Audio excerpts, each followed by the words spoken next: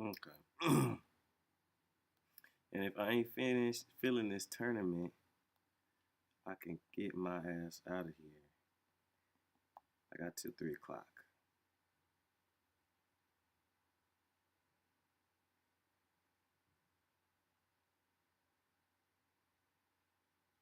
I'm geeked for that. Okay, I'm not gonna take myself out of it. I don't think I'm feeling the energy. What's happening? Y'all know what time it is. You feel me? It is Tuesday. So for the Tuesday, we gonna talk about ball. It's a ball day. Last week we did news. Today we're gonna do some ball. A lot of things going on. We got the World Baseball Championship, World Series of Baseball, whatever the fuck it is, the International World Baseball Classic. I thought it gotta be. Um, Shohei Ohtani been out here cutting the fuck up, and I ain't even really here to talk about that, but just as things I know. A lot of good hockey going on, free agency for the NFL, NBA. Season is getting down. Let's see how many games we got left realistically. Actually, probably less than 20 games left, right?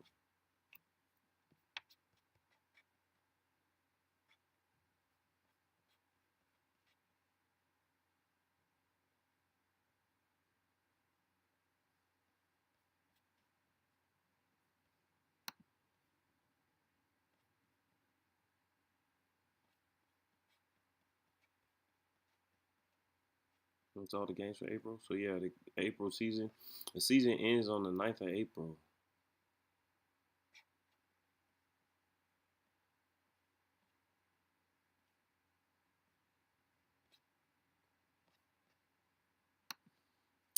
Um, Pretty good variety of topics. Excuse me. I took a dab, so we hopefully gonna get be a little more charged, but definitely a little more charged. um, but I got a pretty good variety of topics to talk on and to start with. From again where we're gonna start at. I'm thinking, which will probably be with the MMA and the Kamaru Usman versus Leon Edwards fight. From there, I think we might briefly just talk on what I think about Javante versus Ryan Garcia, Tank versus Lil Caliente. You feel me? As I'm gonna start calling him Lil De La Hoya, um, and go on down the road, finish with some football. I'm gonna get up on out of here. Try and go win me some money in this Madden tournament. So you feel me? Wish your boy luck. You feel me? But over this weekend, Leon Edwards, Kamaru Usman uh, completed their third fight of their trilogy.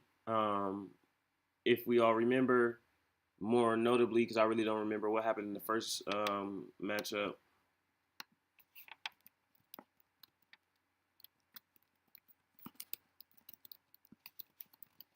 We all know that what really started everybody's attention onto this and with this matchup um,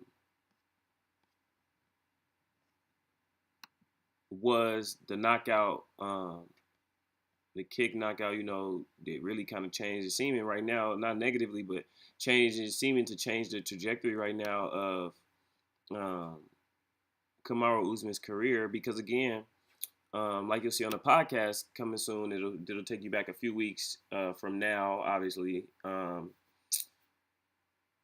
one of the bigger things about it that I noticed is he was very adamant on his how he was there to prove what he was there to prove, what it is he was there to remind Edwards of, so to speak, in that matchup. And to me at the time, I thought that was a pretty um, interesting way to go about it.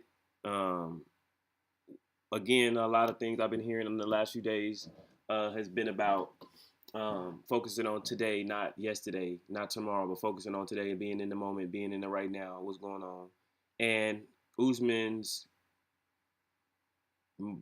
words, for example, I watched the pivot was about the last time. The last time I was beating him up until this point. The last time. I'm gonna remind him of who he is. But perceptively, I think you're gonna in your head when he's saying that, he's talking about reminding him of who he was, to who Kamaru Usman remembers him as. Because again, clearly after he knocked your ass out the first time, he knew who he was, not who you believed him to be. And then the second time now for a unanimous decision to get the win, that's monumental. Realistically, I think I'm gonna check in and kind of look at some of the statistics and the numbers going into this. But this is the first fight, so it was unanimous 3-round fight, um, and it seems as if at least what some of the statistics show at here, to an extent, it's kind of one of those. It looks similar to the first fight that they fought.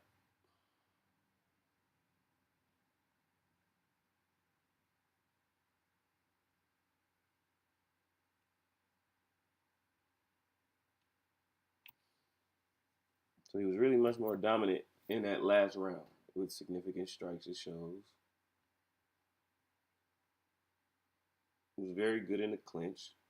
Clinched considerably more and did more on the ground. So he really wrestled him and kind of was able to dominate. Significant strikes. He was considerably better than that too.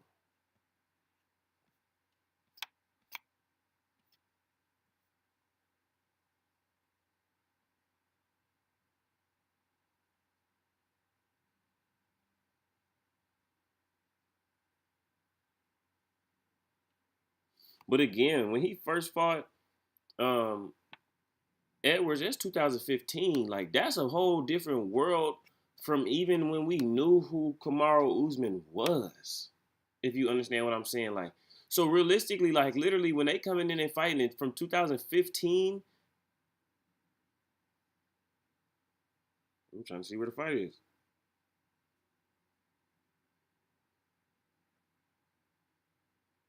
So 2022, and 7 years later, bro. That's different. That's it's a whole different person that you're fighting against. And again, that's what I'm saying. A whole different person that you're fighting against, right? Let's see. No, go back.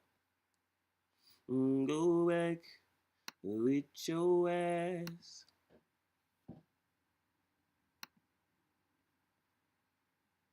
See, that first fight, it was unbalanced, right? Remember, the first fight, it was far balanced, way in Usman's favor. Look, 60 to 45%. Right? Dominance. He dominating everything. Dominant. Ground 25%. Let's watch break this in the notes real quick. Come on. All right, y'all don't see me work. Now we get into it. Okay.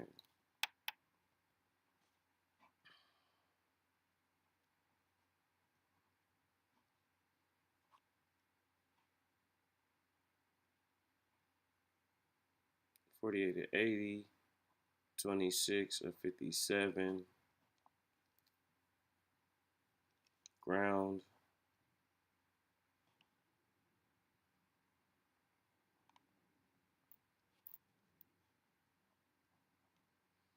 Again, and I remember watching the first fight. I never watched the second one.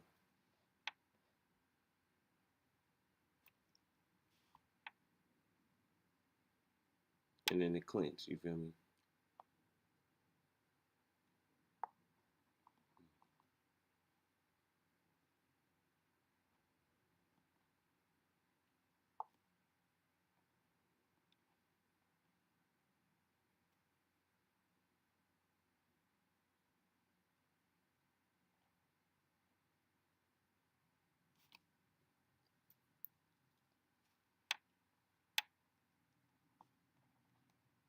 Okay, my bad. So we got significant strikes by landed in a tally, so 15 of 30 type shit, and ground percentage of significant strikes as well as clinch strikes. You feel me?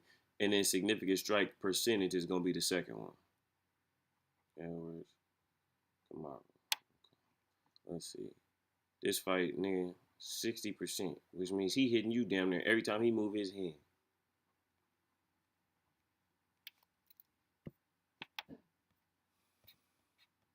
That's interesting. That's what I'm saying, bro. You gotta shit like people saying. You gotta live in the now. Come on.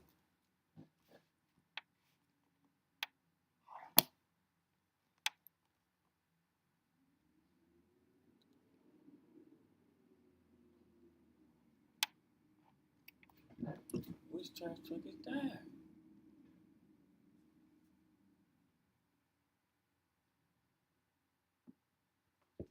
Pick up something. If they pick up something, I'm finna go beat this nigga up. In 2020, Edwards 71%, but I beat his ass. I kicked his ass.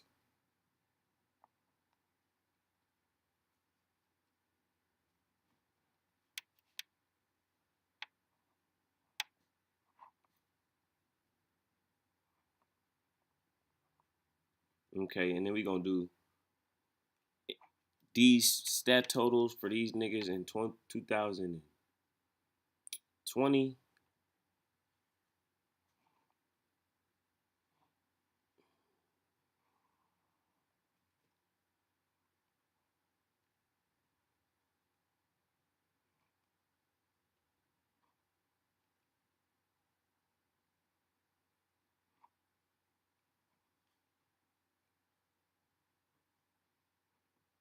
My bad, y'all.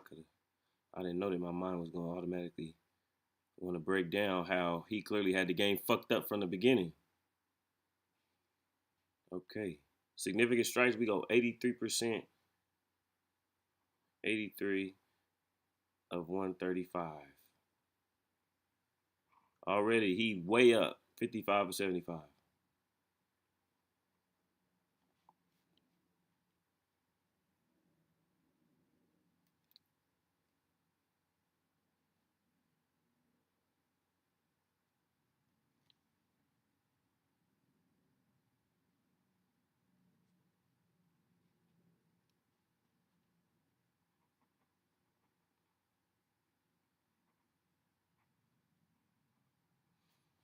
Alrighty. 15, we got goddamn. See, that's what I'm saying, bro. He fooled. He had himself fooled, man.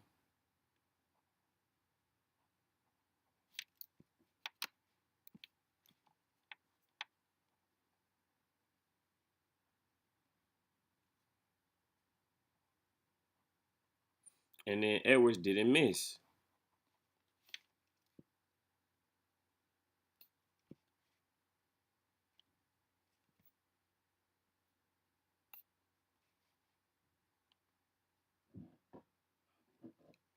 It's right here.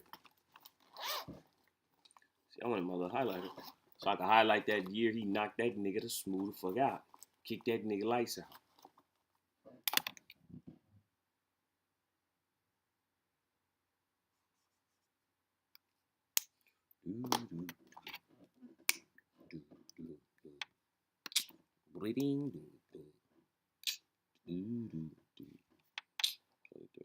Alrighty. So, and as you know, this fight was a unanimous decision fight. And again, now he's like clearly far and away completely dominant. And now it's almost flipped back to what it was the first time.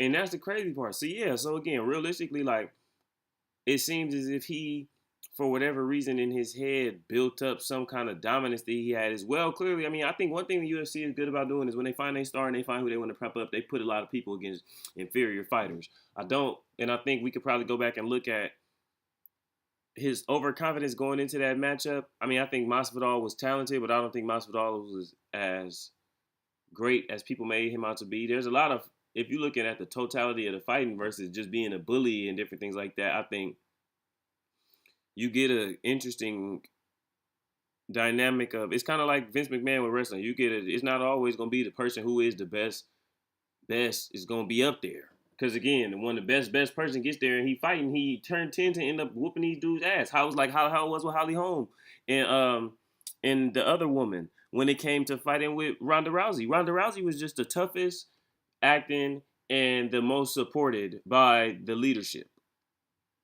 When she got up against players with better game plans, that was not afraid of her, more that knew what they was doing, more tenured, they was knocking her the fuck out. So I think that's interesting when you look at this dynamic in this situation as well, because again, um, these numbers also become jarring when you look at them at first glance for this to have been the next fight. Again, unanimous decision. So 1 win, knockout, unanimous decision. Were you ever better than me the first time? And that's what we kind of talked about. Me and the folks talked about this weekend um, when we sat down and recorded for the podcast or for the show. Um, was that dynamic? Was is again when you had that belief and that understanding in yourself, it also makes it pretty tough on the person who really believes or is supposed to be in that position to be the one when you've been able to beat them at some point or at one point, and realistically, like I have no reason to fear you anymore. Especially if I beat you in the clutch in a big moment. Again, he was dominating the whole fight. In the clutch of the fight, he ends up knocking him out and getting the victory. So now you coming back with something to prove, but again, I don't have nothing to prove because I know that I can beat you. I know that I can be better than you. I know I can get the best of you. I know that even if you have me beat, you didn't beat me, and that's why you lost. Same way that you came into this fight and you thought that you had it won because you was gonna prove to something to me. That means that you believe that you not gonna come take it from me. That means that you just gotta come out here and just remind me. No, I'm gonna remind you that again, that shit that happened the last time wasn't no fucking fluke. Very, very interesting. Very, very interesting indeed. And we ain't talking about the job app.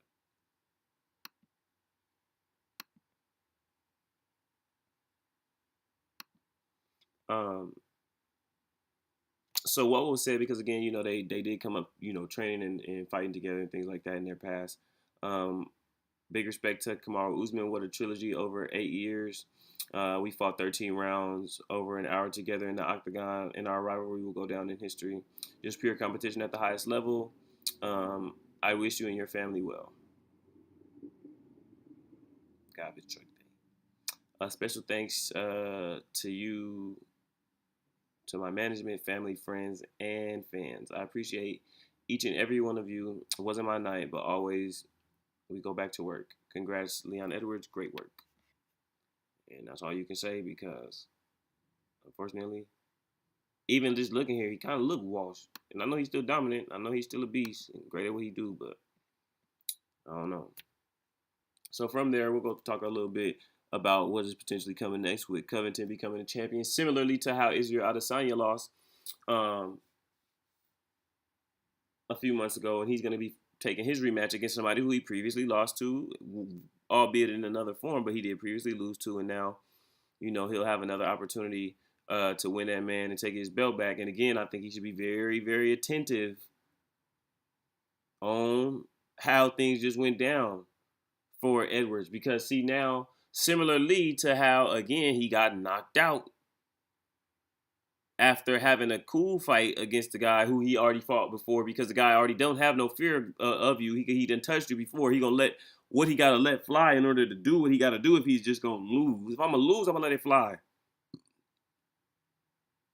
I'm gonna give everything I got because I think I might be capable of beating you. Even if I'm not showing it right now because I'm following the rules and I'm being technical and shit like that, fuck it, I'm gonna just let it fucking fly. I'm gonna be the best man I can be for this little section of a moment real quick. And fuck it, we gonna see how it go. And again, like, it done turned two dudes into winners against two of the best in the game. That's what Ryan Garcia is looking to do, right? Ryan Garcia, who I'll talk about a little bit later, again, he's looking to do that same thing. He believed that he might could do it. And again, like, yes, Take's supposed to win. Yes, Usman's supposed to win. Yes, Israel's supposed to win. Right? Yes, John Jones supposed to win. But at the same time, like, with who the people that they finna go up against or who they have gone up against, so to speak, the Warriors, yeah, the Warriors supposed to win. But at the same time, you got to go out there and get it. You got to go out there and take it. Again, that's going to be probably the moral of the overarching conversation of today's episode. You got to go take it. That old shit is over. You feel me? What's today's date? The 21st?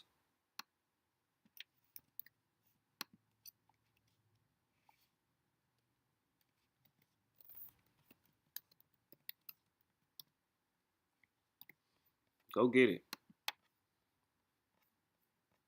Like, It's crazy when you think about it. And again, right, even going down into this little article that I'm going to read about and speak a little bit on, you got to go take it. And I respect his stance and his perspective on it. But again, from the Warriors and some of their little complacency that they showing to Israel Adesanya having to go out here and go get his dub now, to Gervonta Davis and having to go fight Ryan Garcia, and the dual dynamics on each side from the champion and those that are the hunted, so to speak, versus those that are hunting, and understanding that they got that belief in themselves. All they got to do is prove it one time. And when they hit that moment where they decide, fuck it, I'm gonna let it fly, that's when you most in trouble. Because if you're not prepared and you're not ready, then you may not make it out of there. So Kobe Covington, a lot of people know the MAGA MMAer, Mr. MAGA MMA, so to speak, was very hot to trot about how he's ready and he's anticipating being able to get the chance to fight for the belt against Leon Edwards after having lost to Kamaru Usman 2 times and then sat out for a year. This was Leon Edwards' response and kind of his feelings. He said, "I definitely have to have a say." And he ain't getting the title shot in the next fight. Edwards said Monday on the MMA Hour. He argued that Kobe Covington, who fought last in 2022, was getting rewarded for not taking fights. When it was me, I was removed from the rankings. He said, so this Dana White bias or privilege is definitely real.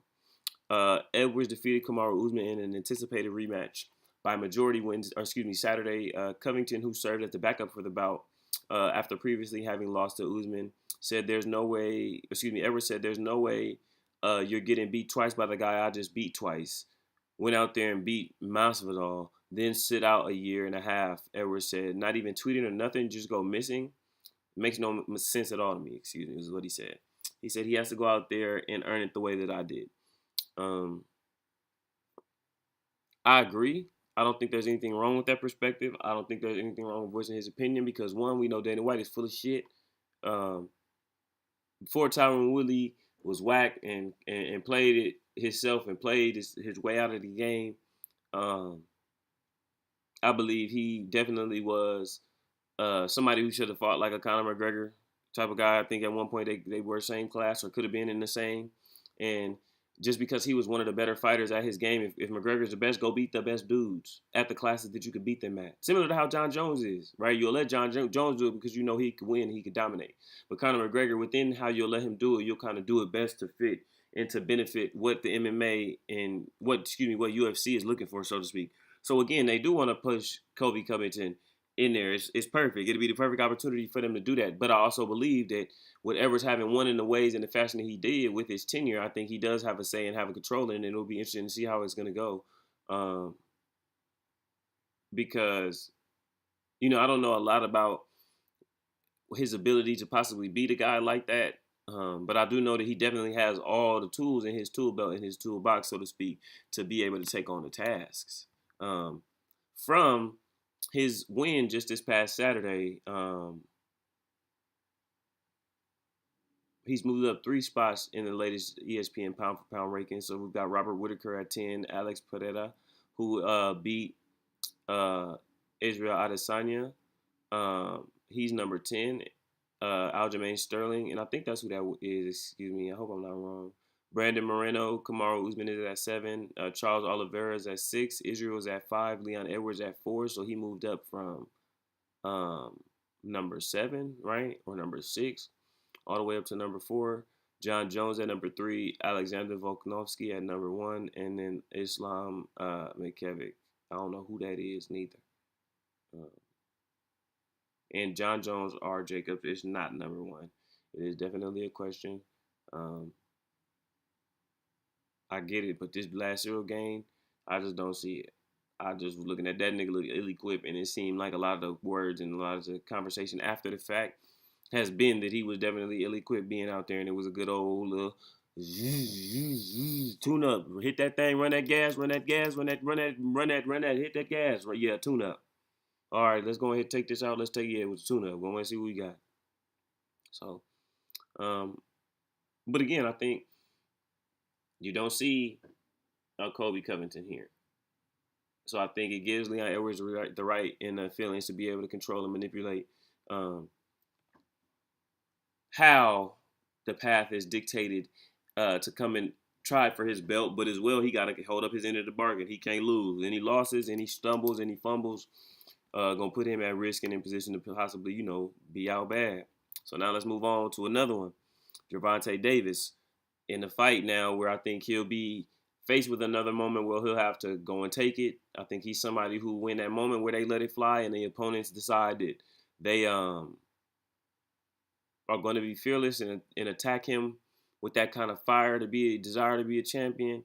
I've seen him react with this fighter survival instinct that I think, to me, makes him like legendary in the esteem that I hold him in. I don't know where I rank him in terms of boxers that I've seen in my entirety of my life, but I know that I underneath the surface hold a high level of respect for his skill and his talent as a boxer, though, and past his knockout ability, but his skill and his talent as a boxer when he's in trouble, when he's in danger, when the other fighter feels as if he's in the position to take advantage on Gervonta and put him in a position to be at a detriment from a mistake. While on the other side, you got a guy who's very much so capable of letting it fly in the right moment, could give you something just like this image that we see here on the screen. So he says he expects Ryan Garcia to make it look easy, so to speak. He said, my guy Ryan will not only shock the world, he will make it look easy against Gervonta and begin his legacy. I think that's interesting because I definitely do believe Ryan Garcia is a very talented young fighter. He's very much so capable. But also I believe that,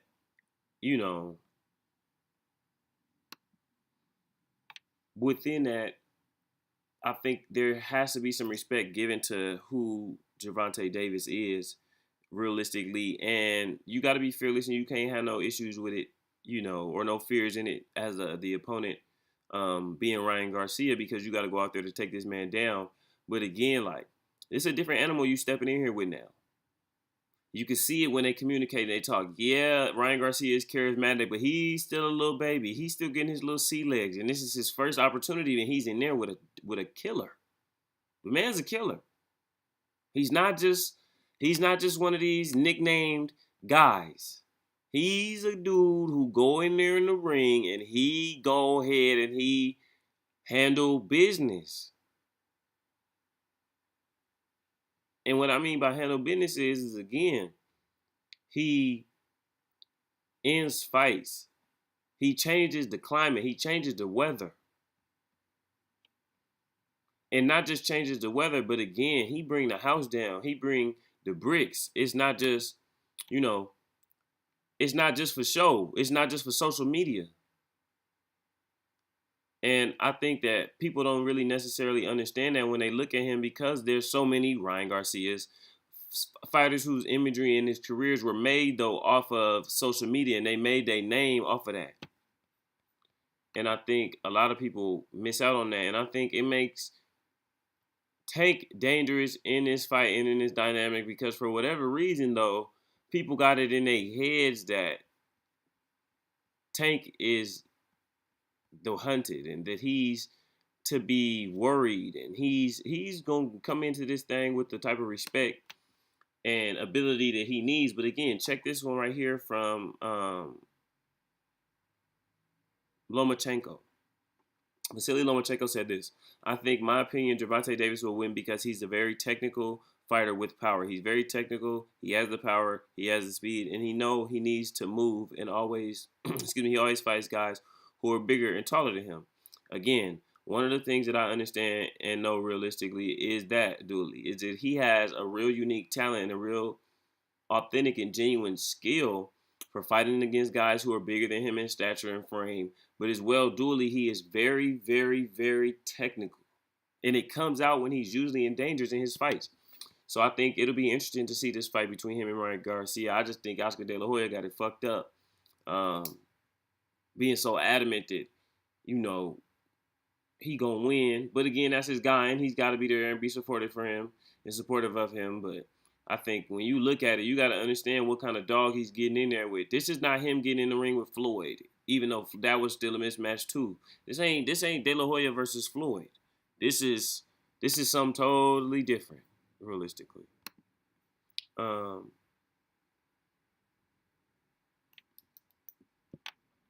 all right, so this one, as we get into the basketball portion of it, March Madness is in flow right now. Few good programs in the middle that they run. I think Duke didn't make it, or Duke lost. North Carolina didn't make the tournament. Um, Kentucky, I think, lost too. But the question was, which school has produced the best NBA talent? A lot of people say Kentucky by far. We got Texas. Texas got um, old dude with the shoes who played for the damn 76ers.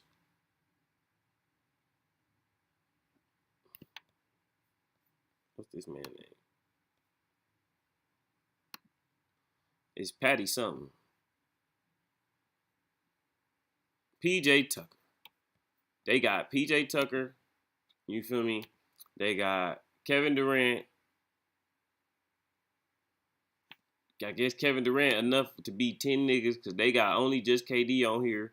Arizona good as fuck too. They got Gilbert Arenas, Richard Jefferson, um, DeAndre Ayton, Aaron Williams back in the day.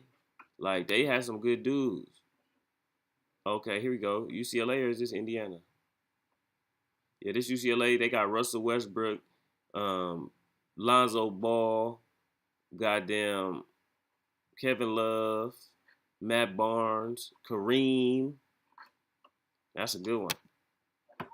Kentucky, they got Katie, AD, D-Book, John Wall, Bam Adebayo, Jamal Murray, Julius Randle, Emmanuel Quickly. But not all them dudes is like crazy like that. So I don't know. Um, I think I would probably say Duke. Um,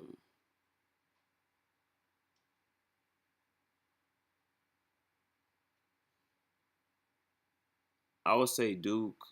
Goddamn North Carolina.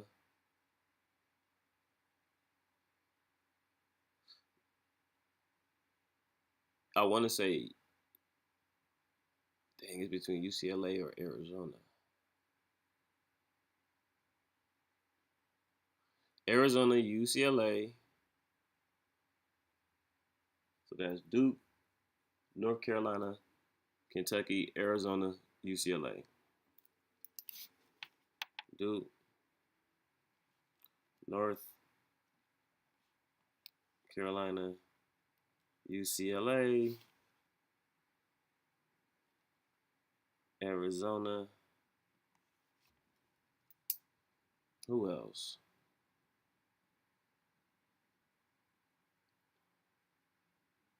It's like one other team who like I can't think of the name of them right now and they escaping me, but it's in that Big East kind of. I want to say Georgetown. I mean, they got AI and Patrick Ewing,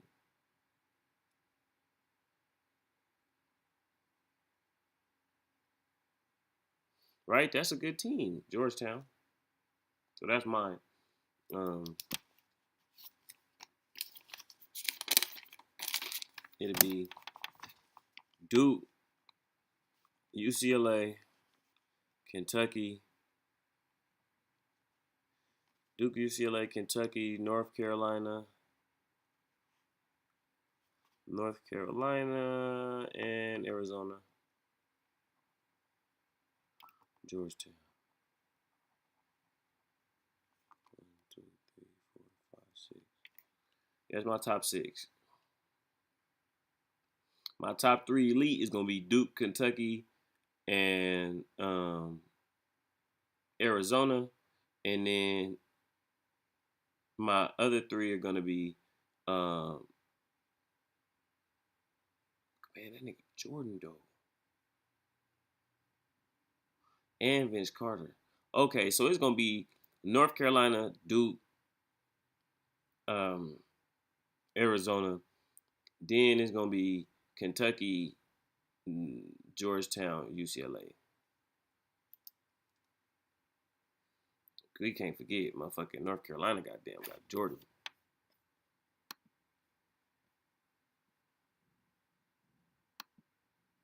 Like that's actually kind of crazy.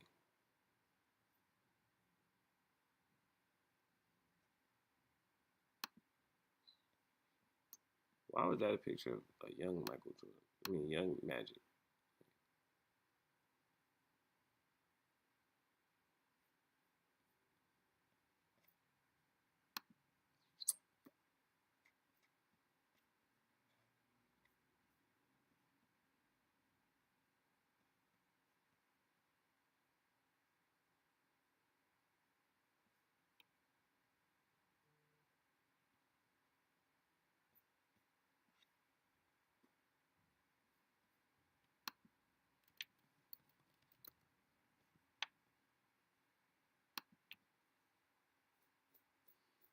Oh, okay, so it don't show like the. Okay, here we go.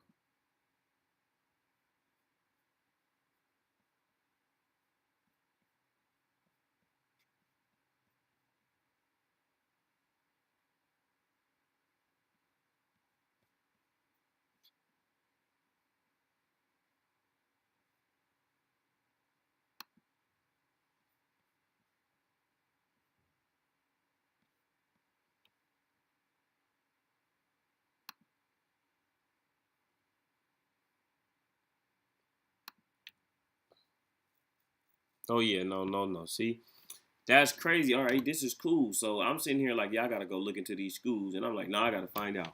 North Carolina,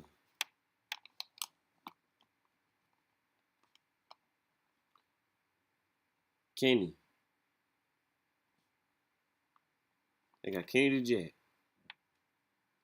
Tyler Hansbrough.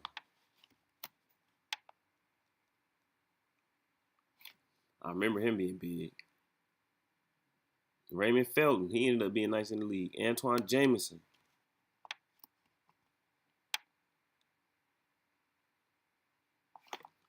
Antoine Jameson. Brad Doherty ended up being good in the league.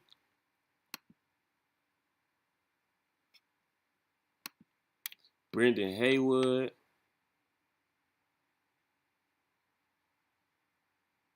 Come on, what the fuck?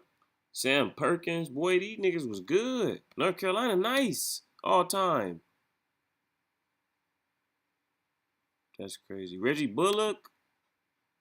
Kobe White. Come on, this is just by going through the thing, and this is just like the what's it called this?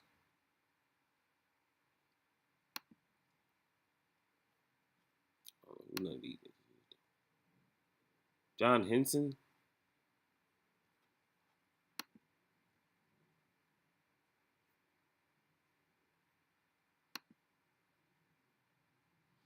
Tyler Zeller. Vince Carter.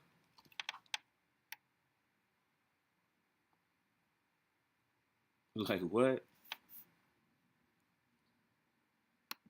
Ty Lawson. Damn. Danny Green.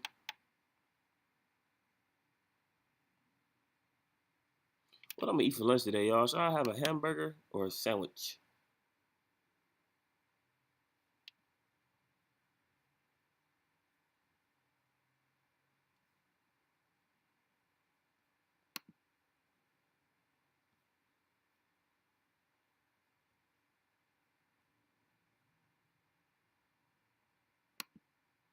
Let's see if it's the Danny Green we know. It is. Come on, yeah, nah, bro. These niggas North Carolina? Okay, yeah, no, see? See why I had North Carolina in my initially just like as I could think about it and I could start just thinking of certain types of players and shit like that, I'm like, hell yeah, nah, they low key might like be on there.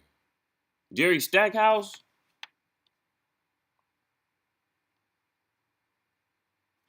Come on, I ain't even got the Jordan yet.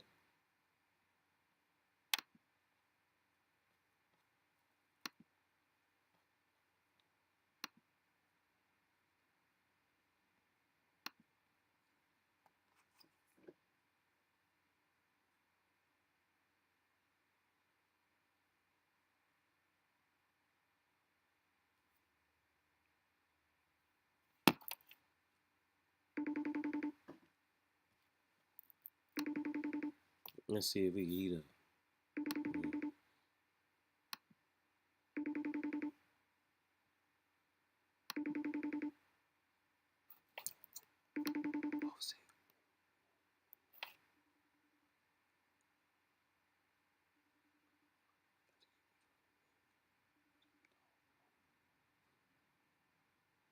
beat the hell wall loose. I don't think niggas doing me. None of these niggas is under me. Alright, we do the most. The living ghost. Yeah, my diamonds are choker.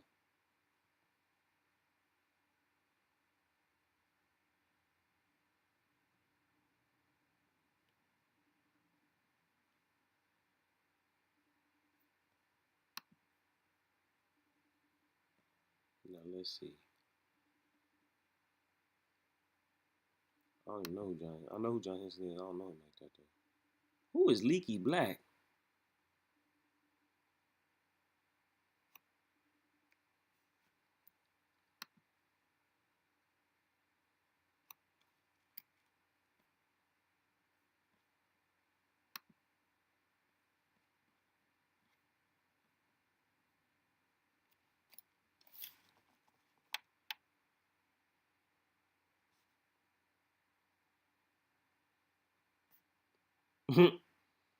Again, this nigga Jordan, the only person on this list that I wrote just their last name. That's again, that outweighs however many other little first round college players or whatever you may get to come to your school. And big game James Worthy.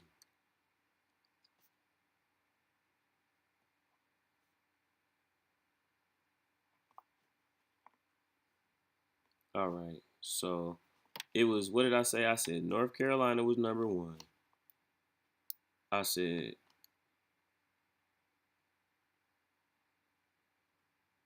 Duke number two. I just like Duke better than I like Kentucky. I said Arizona was number three. And then underneath that line, we gonna go 5, 6. I said Kentucky.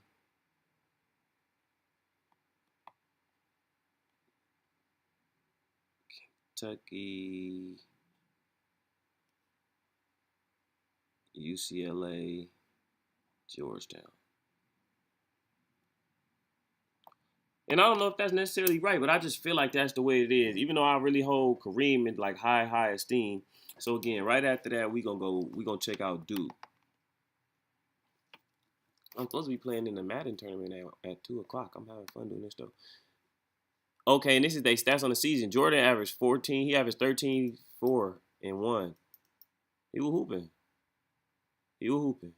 Matt Doherty ended up going to the pros too.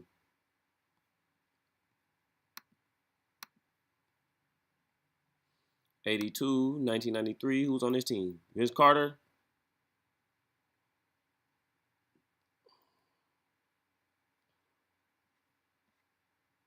Oh, George Lynch was cool.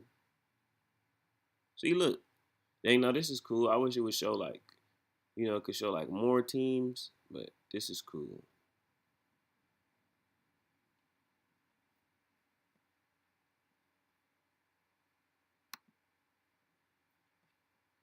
Oh, here we go. This is it. Perfect. Mitch Kupchak. I didn't know that. Bob McAdoo. Oh my God.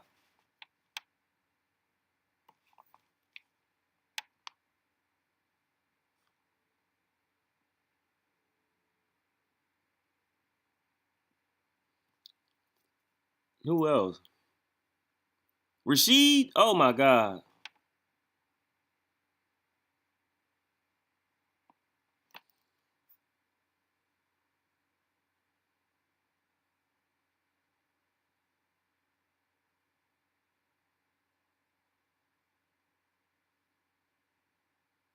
Ty Hansbrough was a 4 times All American.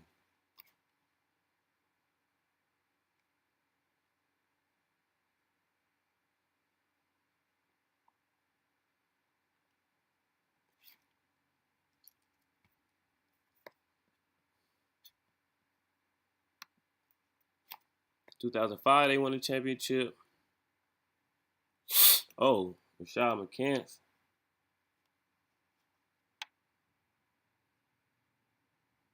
I wrote McCants just by his last name, but that's only because I had no more space. I probably didn't have to write Ty Lawson name on this paper. Let's see. And they won 4 years later. They was hot right here. Oh, they had Wayne Ellington, Danny Green. Man, that other name was nice. If you just give me a chance, give me a chance.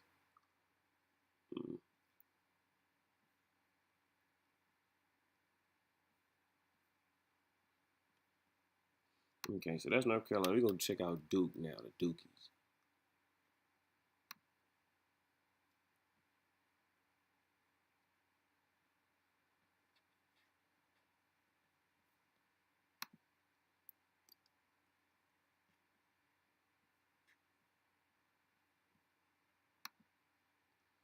Who I could just name off the top of my head. That's how we started the list, right? The first time. Okay, Kyrie, Jay Will. Uh, what's that nigga name? Everybody hate. Um, Leitner. He was really nice too. Um,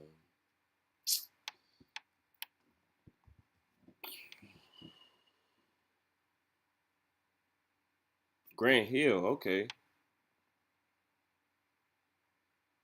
okay, that was a good one. I don't know who Antonio Lang is. Bobby Hurley. A lot of people say that name. Bobby Hurley. They went back to back.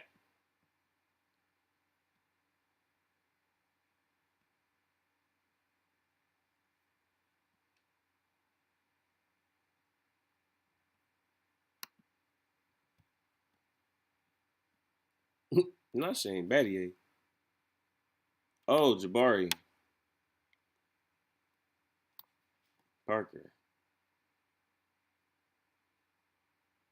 Mason Plumlee. Okay. Zion. Woo. Okay. Yeah. See, come on.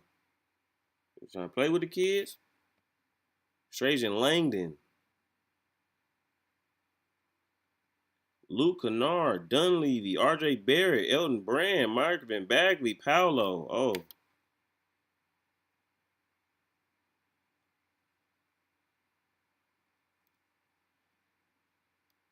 J.J. Redick. That's a great one.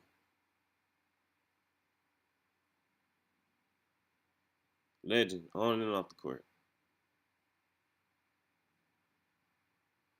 That's it. Okay.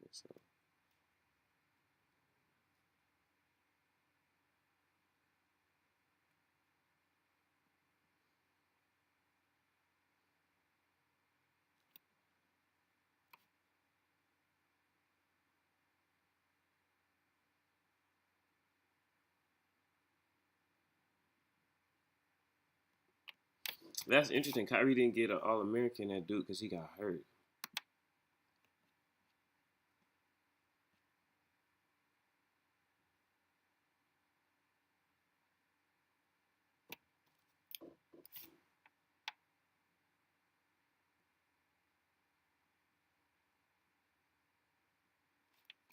Who is this? Is this who I think it is?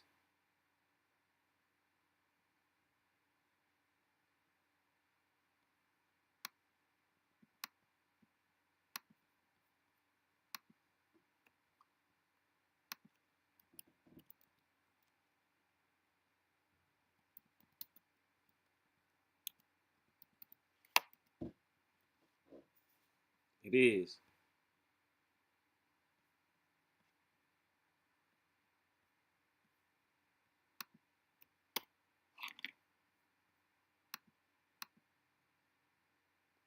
He was cool at Duke, right? I don't know. Maybe he not that nice. Okay. Luke, okay. All right. Oh, Grayson Allen. Grayson Allen with the Duke. Grayson Allen nice. He was nice. Grayson Allen was nice.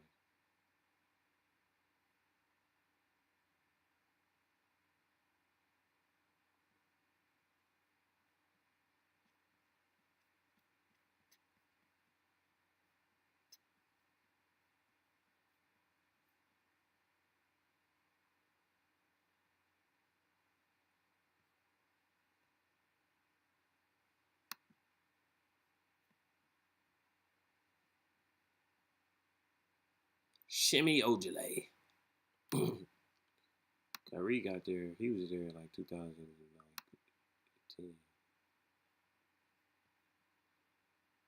Ooh, Seth Curry.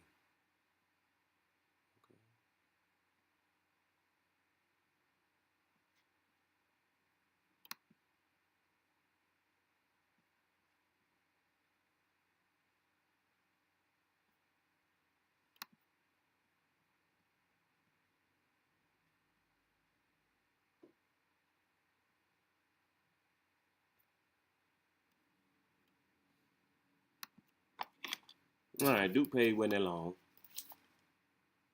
Arizona.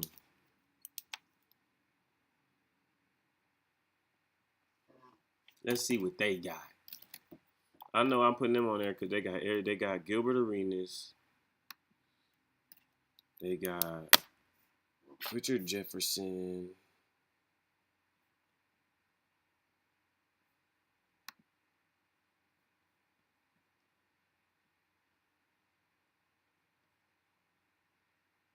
Dang, they only got a championship in 1997. So, oh, okay, Mike Bibby.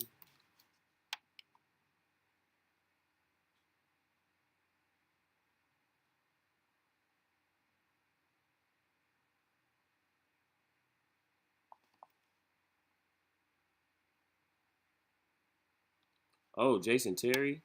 Okay, all right. I see y'all trying. Let's go. Y'all better pick that shit up.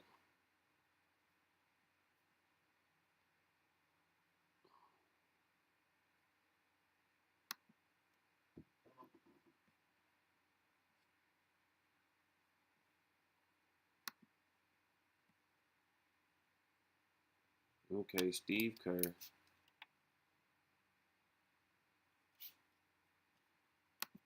Ayton.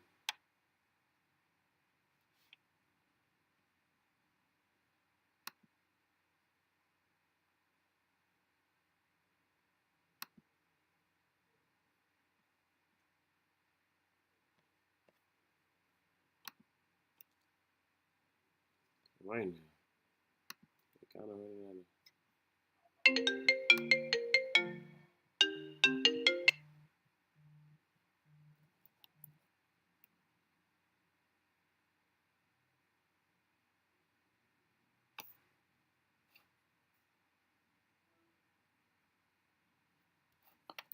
My boy eating.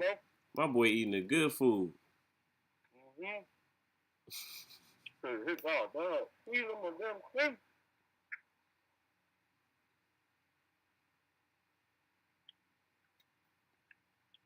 Why you didn't tell me I had cheese on my chin, man? I was trying to tell you. That's why I said my boy eating the good food. I thought you seen it though. I thought you was like going. I thought you was going with it. Nah, bro. I was never good with that. All right, my bad, man. I thought you was fair. My bad. Nah, man. Cheese on the chin, man. My bad, man. You're right, man. I was out of pocket for that. Good, Nothing much, man. Nothing much. I was just checking in with you, giving you a call, I was reading some shit, like some little college basketball shit, and it made me call you just to see what you was on today and just check in with you and shit like that. I just got through talking to DJ. What you been up to? Oh, man, today was These niggas like chill, that. Yesterday was my off day. Mm-hmm. So I just worked. I pretty much worked out and rested yesterday, bro. Like, got some good rest. So like Epsom salt baths and shit, man. Mm-hmm. So like go cool in a little chamber. And my boy came back to like Lori Markkinen. Yeah, these niggas is weird. Yeah, no, yesterday was chill, and today I got work at 3:30.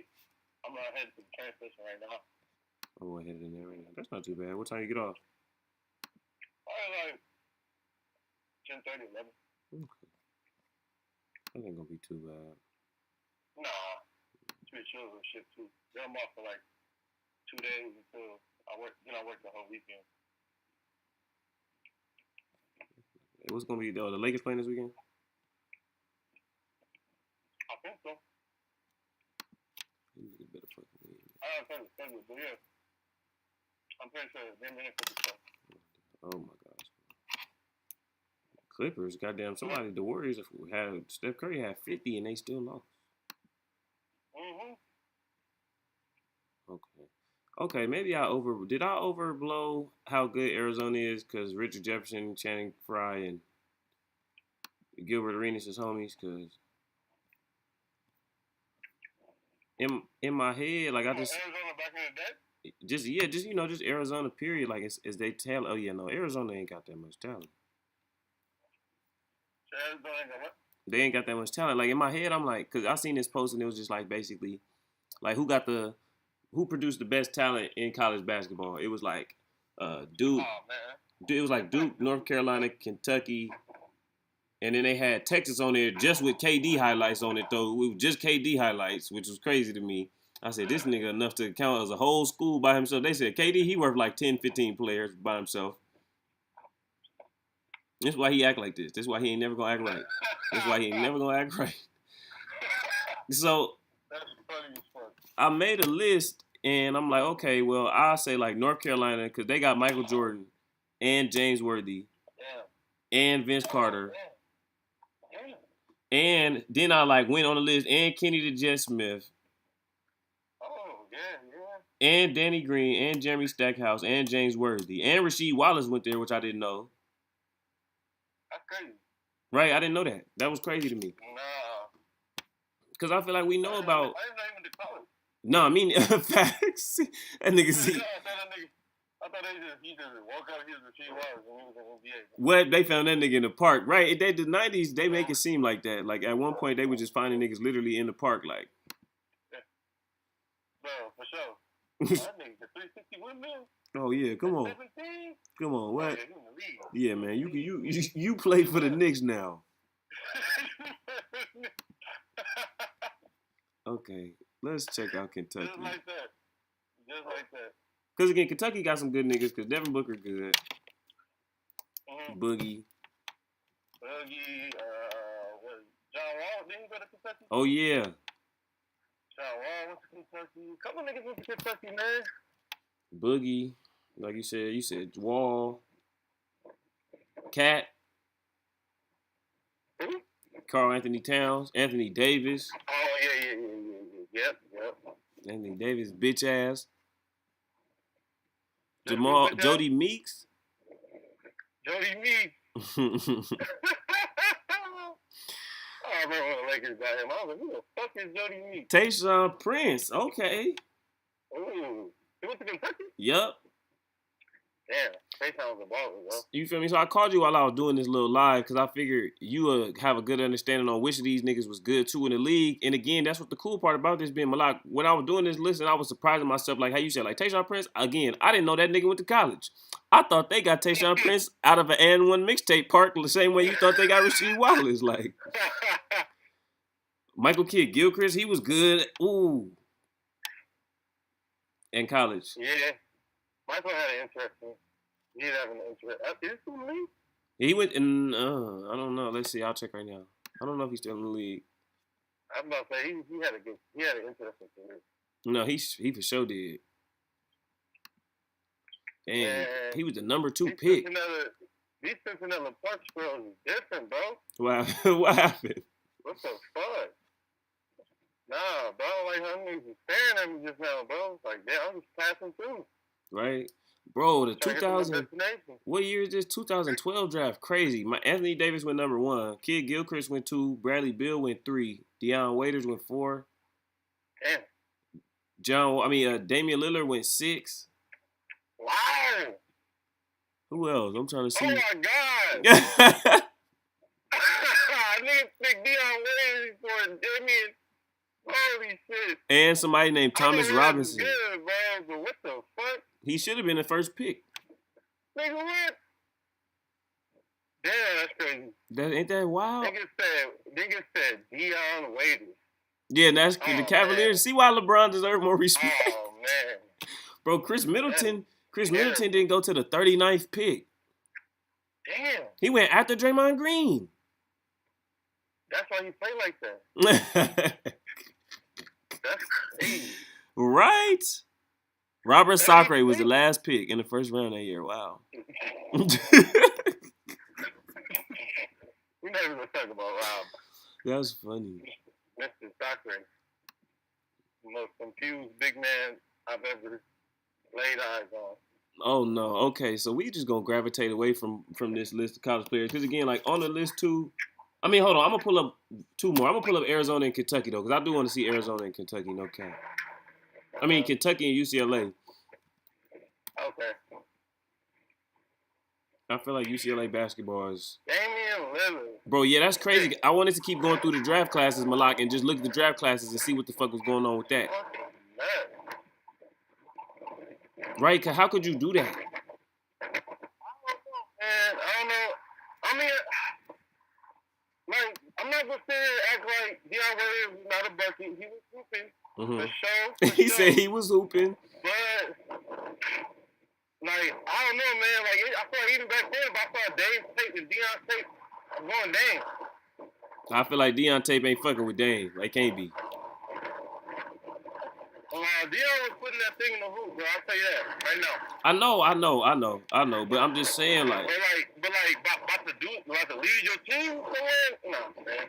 like, that's crazy, bro. They drafted Deion Waiters to play with. No, LeBron was gone at this point because he came in 2012, right? I think. Mm-hmm. I know they had. Didn't they have Kyrie at the time?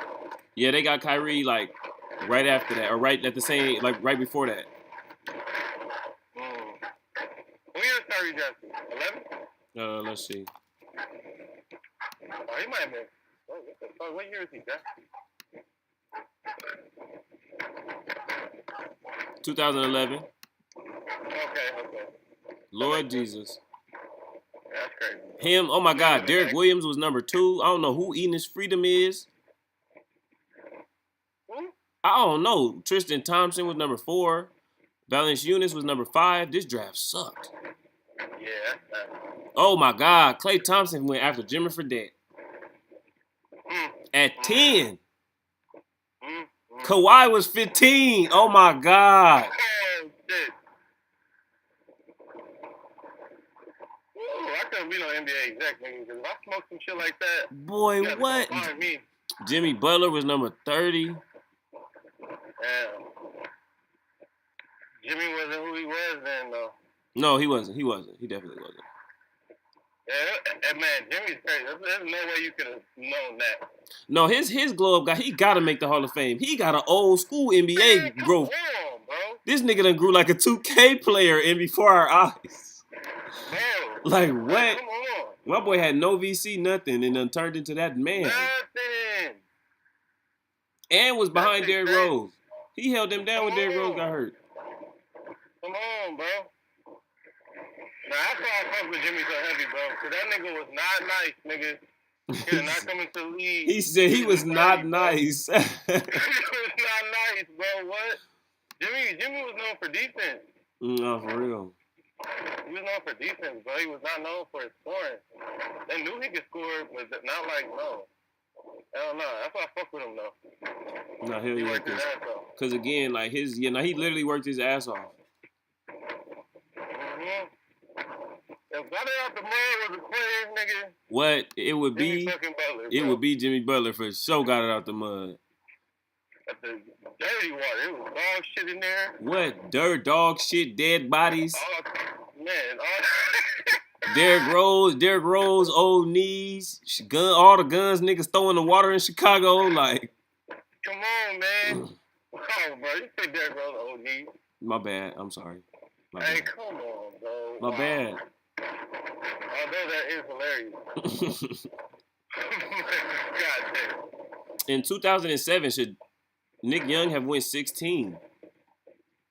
Damn, my boy Nick, man. Rodney Stuckey, Al Thornton, Julian Wright, Thaddeus Young, A.C. Law, Spencer Hawes, Joakim Noah was number 9. Brandon Wright was 8. Corey Brewer was 7. Jeff Green was number 5. Mike Conley. I think Nick Young could have went 4. That's crazy. He could have went to Memphis. He'd have been fucked up, though. How you doing? He'd have been turned up like Ja Morant. Crazy. That's crazy. Here we go. 2008 draft. Derrick Rose was number 1. Bro, what happened to Michael Beasley, bro? He was the number 2 pick. That means he was nice. Bro, what? You remember Michael Beasley in college? No. Nigga, oh my God, I think he went to Florida. No, he went to the Heat. He went to Kansas State. Kansas, okay. So random. Nigga, I kid you not. Me and my dad, bro, we was watching like I think a tournament or two before he got drafted. Mm-hmm. Me and my dad was like, oh yeah, like my dad was like, this nigga nice. He was like Michael Beasley.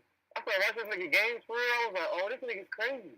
A sicko, huh? Nah, he was hooping, bro. Like, he was hooping. I remember I was a little kid talking about some Beasley. They said, who the fuck is that? He said, nigga, y'all gonna see. Nah, Mike was a hooper, bro. Damn. He was a bucket. I didn't even know. I don't even blame him for going number. Now you gotta watch some highlights, that boy. No, I mean, cause I know he was good, but like I don't know what happened when he got to the NBA, but I didn't know he was like that in college. Cause again, he was a number 2 pick. Zach, you gotta watch some highlights, bro. It's gonna surprise the fuck out of you. He was dunking on niggas. Cause I know him and KD was homies back in the day. They came up together. Oh, they grew up together, yeah. So that let me know how good he is off that. But I never seen nothing of him. Nah, Mike is crazy.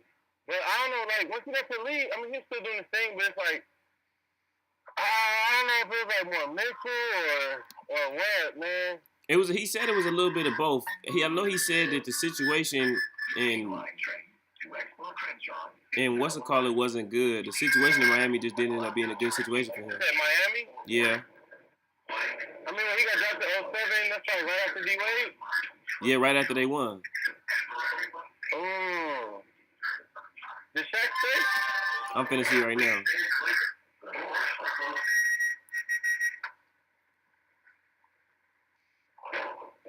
My nigga Mike Beasley.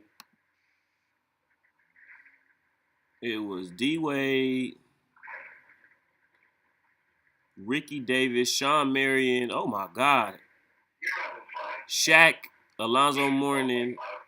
That was the year before they drafted Michael Beasley. Damn. They was horrible. They won 15 games. We sucked. Damn. Oh my gosh, Malak, bro, what the fuck? What happened? Bro, the next year they was third in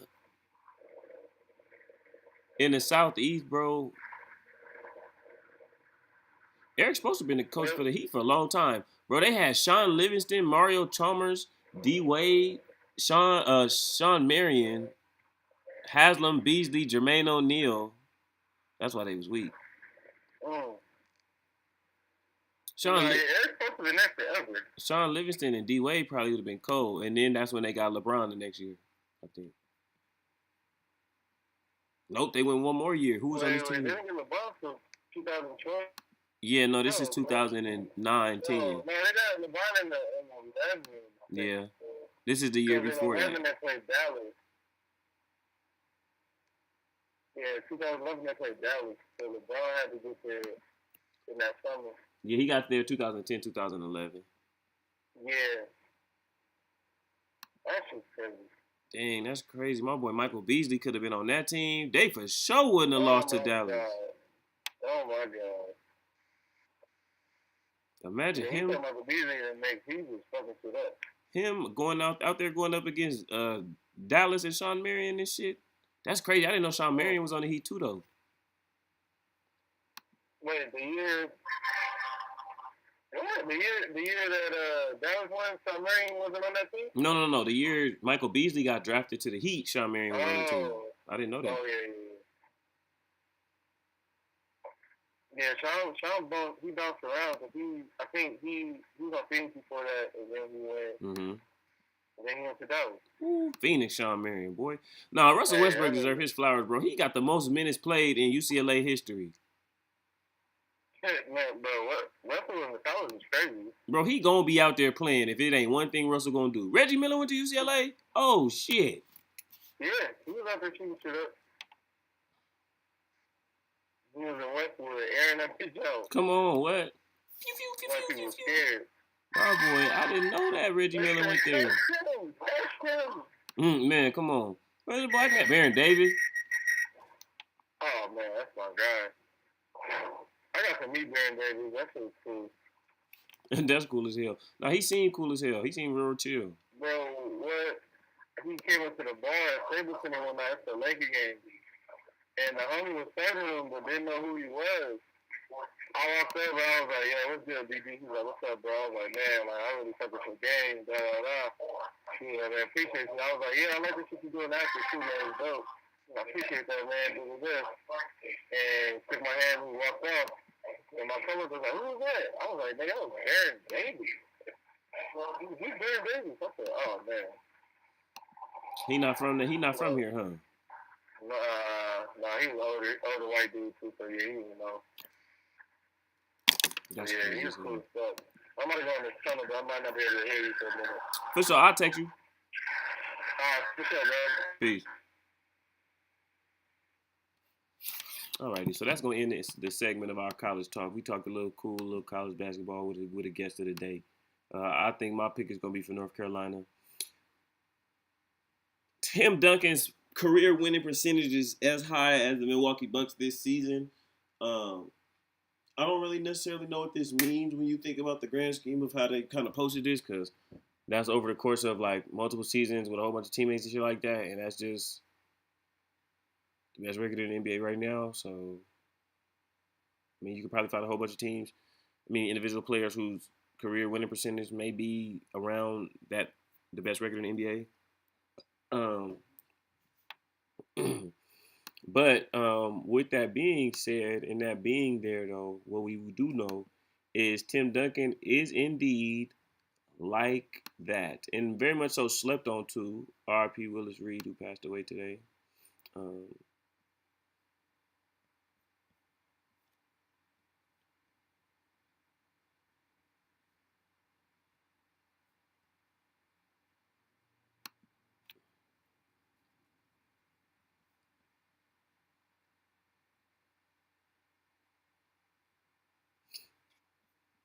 Nah, I hate when you do this.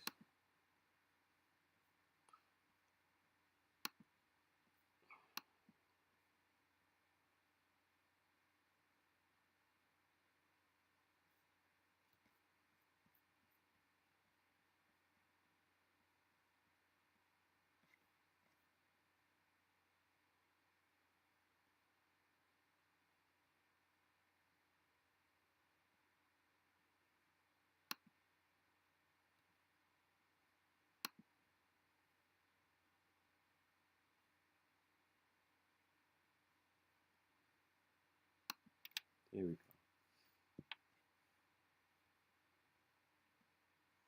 My boy Tim Duncan is number 11 all-time NBA, ABA,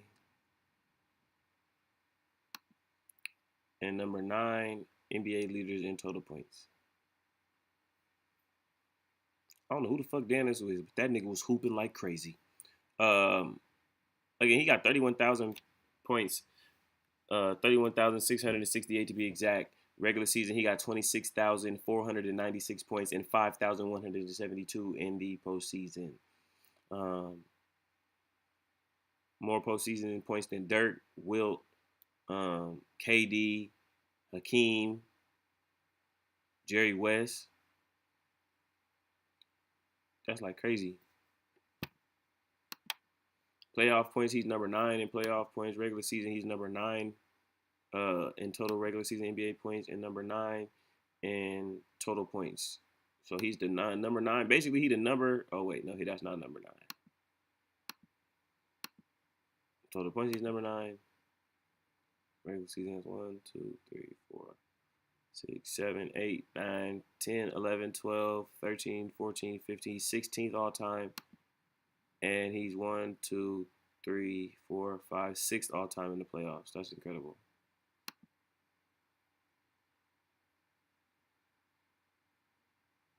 And again, LeBron, Jordan, Kareem, Kobe, Shaq, Tim Duncan.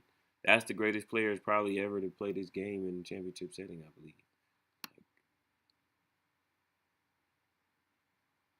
That's crazy as fuck. Yeah, man. I'm gonna always give Tim Duncan his flowers when you ask me, man. One of the greatest I ever seen do it.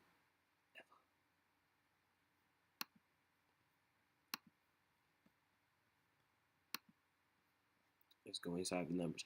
15-time All-Star, 5-time NBA champion, 15-time All-NBA, 15-time All-Defensive Team, 1997-1998 All-Rookie Team, 1997-1998 Rookie of the Year, 3-time Finals MVP, 1999 and 2000 All-Star Game MVP, 2-time MVP, 75th Anniversary Team, War number 21, averaged 19 points a game, 10.8 rebounds, 3 assists, 50% from the field, 17% from 3, and 69% from free throw line.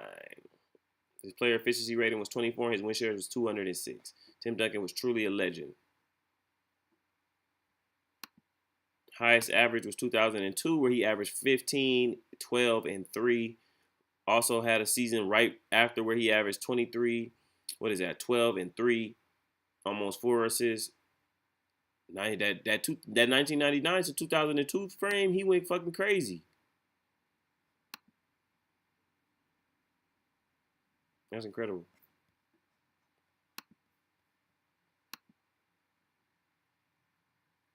4-time NBA champion, 5-time champion, excuse me. Highest average in the playoffs was fucking 20. He averaged a double-double. 27 and 14 in the playoffs, kicking ass and taking names.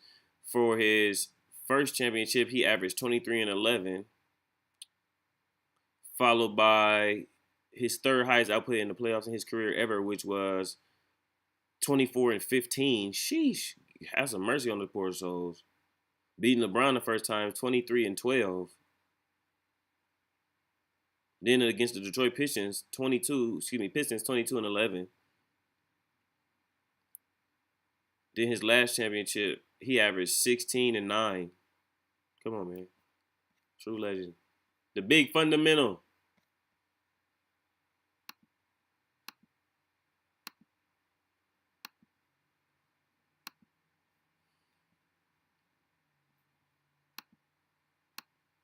Okay. So it said that Lonzo Ball is said to go undergo knee surgery Monday. It looks like he'll attempt to defy the odds because, respectively, he's supposed to be having knee cartilage transplant surgery on his left knee. The last 14 months, he's had issues with his left knee. There's only been a few players who have undergone this surgery and made it back, and none of them made it back to playing the NBA. Bernard King blew out his ACL. No one had ever come back from that. You're just hopeful that maybe Lonzo Ball could be the first. So we'll see. It's really unfortunate because Lonzo's been a real talented player, trying to find his way in the league since leaving the Lakers. And it seemed like it's just kind of been a series of unfortunate events, so to speak, with his injuries. Now down to the knee injury. And he's not seeming to be able to get better. So now having knee cartilage surgery, to me, that would say that it look like it may be over. But, you'll pray for him and hope that Lonzo definitely could get a chance to get out there and still be who it is he is capable of being. The Knicks handed the Nuggets, who are currently the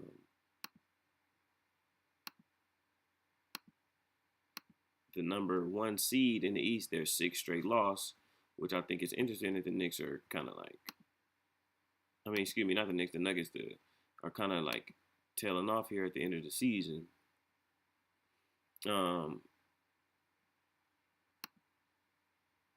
The Grizzlies are 3.5 games back. The Kings are 4.5 games back.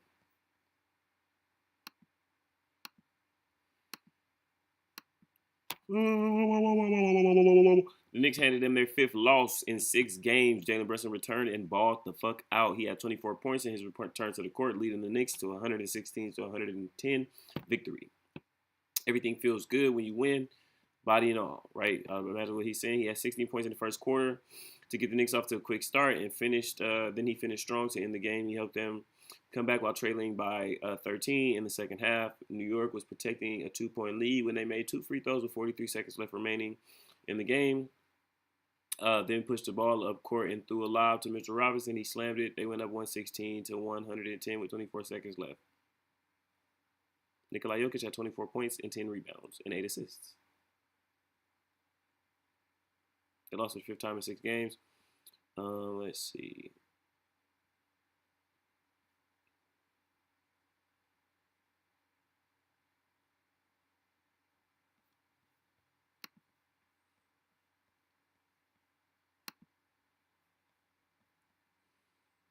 4 days ago, the Atlanta Hawks handed the Warriors their 10th straight road loss. Steve Kerr still believes in the defending world champions. Again, they have a belief that they just gonna make the playoffs.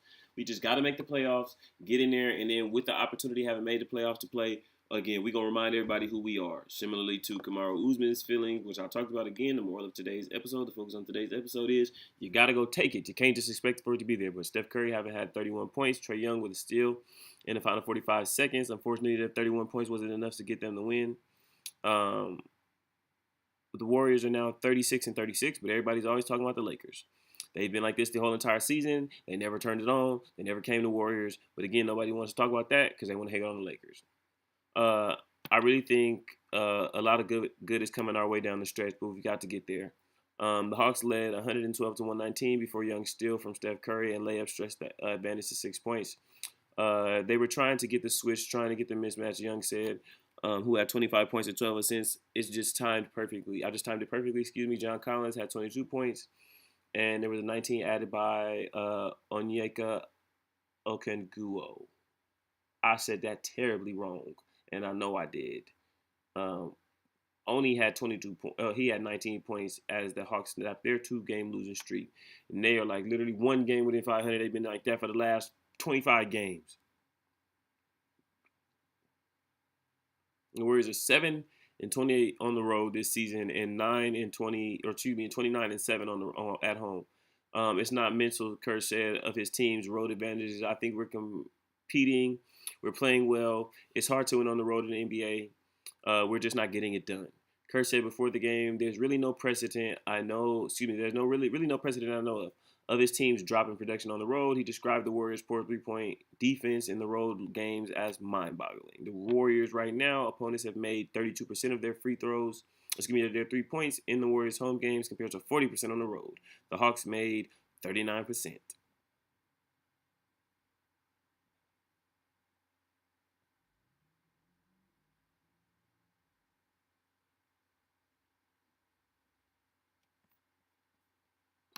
The Warriors went on to lose again to Memphis, which we will talk about in a bit. Add some more reason why they need to get it together, but we'll talk about a few mid-season acquisitions and how they've done. The Suns, KD ended up spraining his foot or his ankle, his lower extremity, after having came back from a knee injury earlier in the season. So he's going to be missing the end of the season, hoping to be able to come back and play for them late in the season. But a little excerpt of what they expect him to be able to bring. Still, despite the limited sample, the fact that KD will likely have played fewer than 10 games as a Sun before the postseason begins, the ease with which he immediately gelled with his new surroundings suggests that Phoenix needs to be taken very seriously as a contender once he's healthy. Across those 3 games, all wins, he averaged 27 points on an 81 true shooting percentage, which is what KD want to do. Don't want to have to play no defense, nothing else. Just let me come in, add 27, 35 on the thing, let me shoot, it don't matter. The Suns posted a cartoonish 130 offensive rating with him on the floor and a 137 rating when he shared the court with Devin Booker.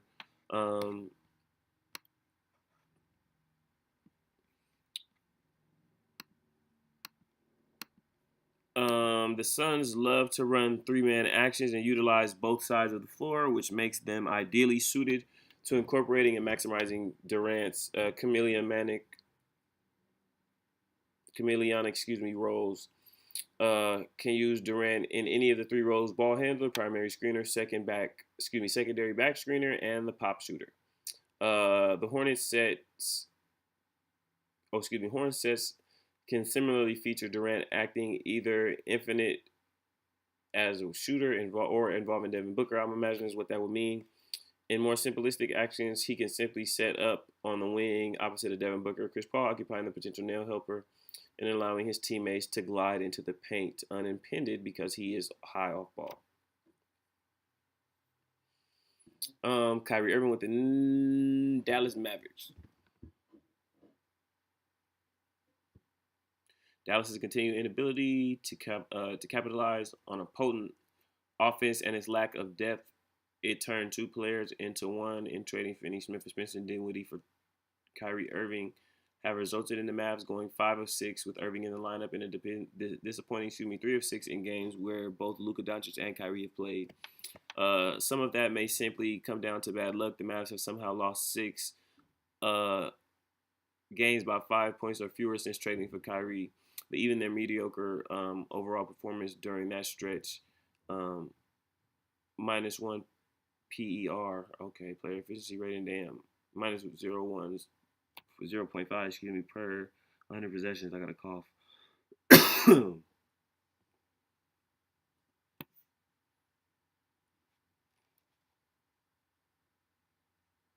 Those Kyrie's off ball ability and shooting prowess can make him a great complement to the ball dominant Luka Doncic.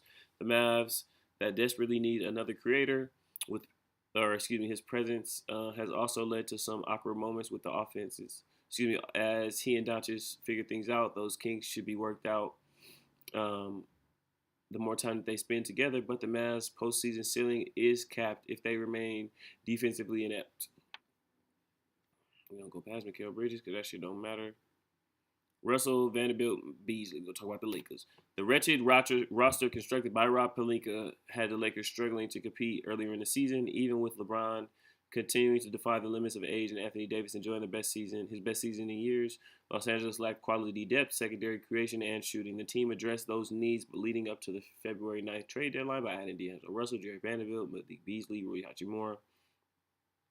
Russell has been a godsend, averaging 18, 5.9 assists on 47, 41, 85 shooting through 8 games with the Lakers. The Lakers went 5-3 in the 8 games. Russell may not be a pure point guard, more of a scoring guard, seemingly. And Lakers especially needed his scoring with James sideline, but his ability to keep the offense flowing and create for others, in addition to his ability,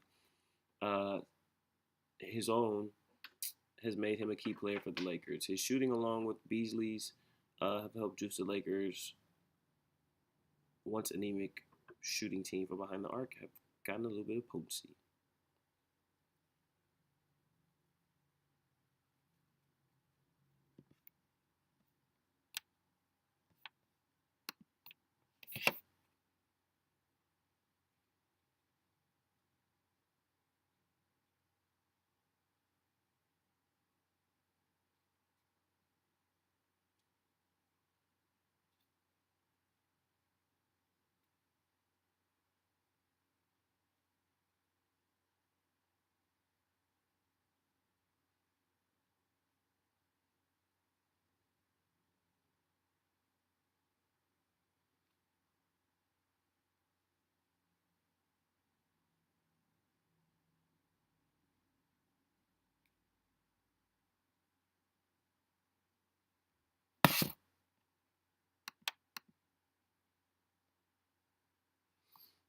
The Lakers lost this weekend to the Dallas Mavericks on what I believe was a call play to target Anthony Davis and his lack of defense that he playing. So we took the L, unfortunately. Quite disappointing, quite sad. But at this moment right here, right off the back of that,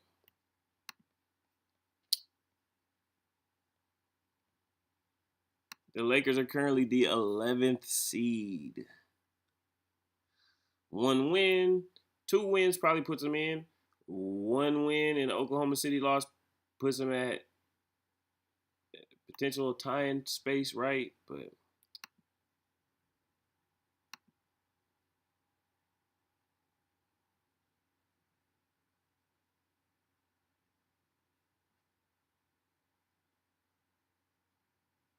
truly, truly unruly what the Lakers got going on, man. I hope they could get it done. They're currently 11th in the West. The Lakers have lost on 2 game winners from the same exact spot this season. One on LeBron and what looks like Russell there. I remember that one. That was against the Pacers. I remember watching that game. And then we got the Dallas game. So hopefully they can get it together. Mario Chalmers has some stuff to say. I was going to talk about Mario Chalmers, but anybody worry about that, man.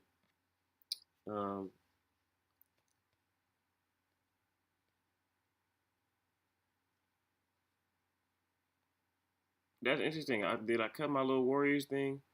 My thing with the Warriors is I'm looking at the Warriors and a lot of the back and forth that the Warriors got with, a lot of the back and forth that the Warriors got, goddamn, with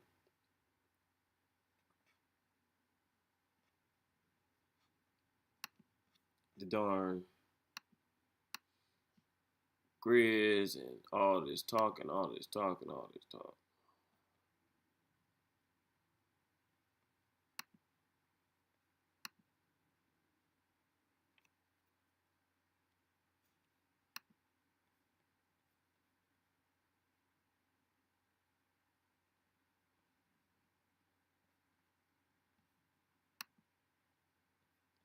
So Kendrick Perkins said that he believes the Warriors need to stop counting those 4 rings and start competing.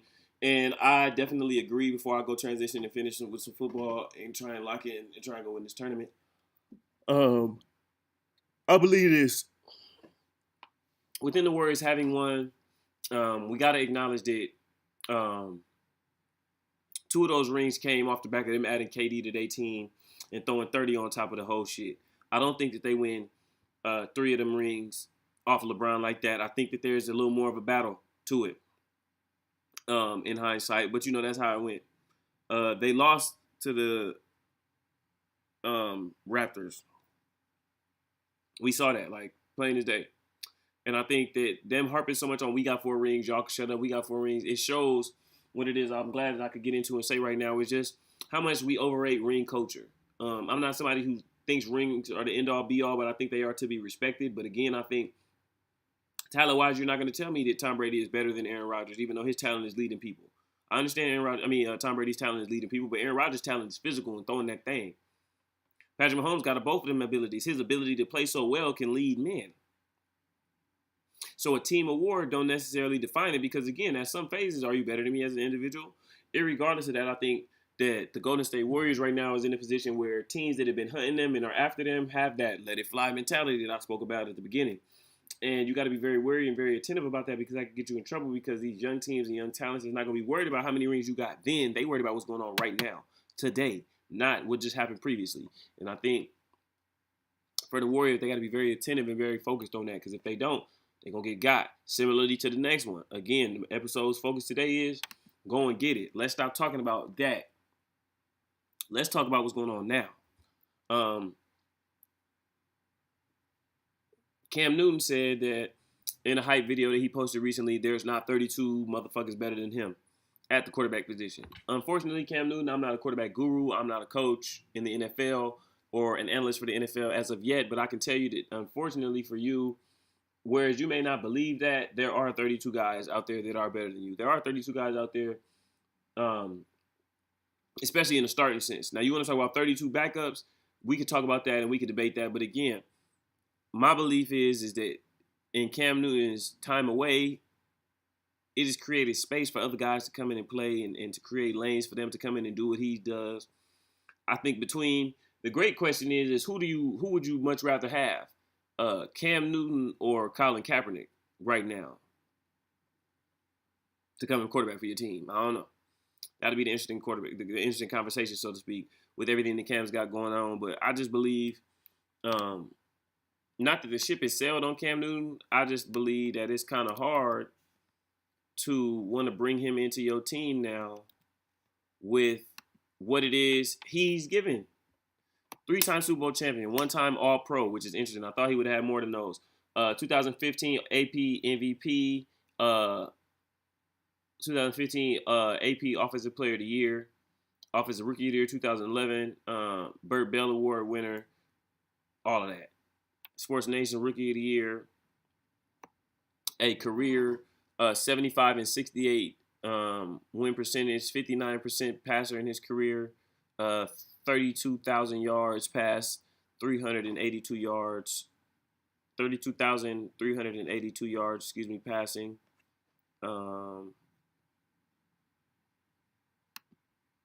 20 game-winning drives, 16 fourth-quarter comebacks. Let's see the Russia stats. 5,696 yards rushing and 76 rushing touchdowns.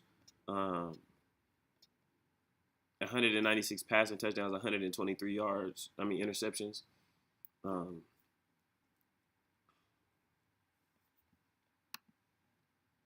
Cam Newton had 3 seasons with 10 wins, ever. I don't want Cam Newton. I'm good, actually. I'm actually very fine. 3 seasons over 10 wins. Cam don't have no right to talk like that, actually. I'm not even going to spend too much time on this topic because, see, that's crazy when you think about that. 3 seasons over 10 wins. What Kaepernick shit look like?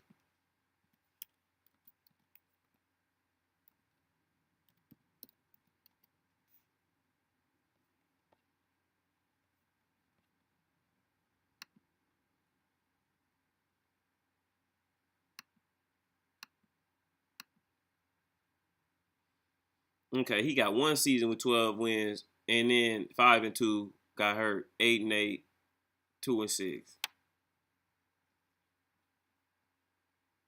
That's crazy, bro. No, I don't know. I don't know if I could take. I don't know if I could take Cam Newton. 3-4 in the postseason, significant playoff run to the Super Bowl. I'm not going for it, Cam. I'm sorry. You talking crazy? I do think it's 32 guys I'll take before you. So now we're gonna go ahead and do a little check through on free agency for the NFL. The Bears traded up to the number, or traded out of the number 1 pick, got DJ Moore. They signed Tremaine Edmonds. They signed TJ Edwards from the Eagles. They still have glaring holes in their roster, so to speak, but things are starting to look better for the Bears.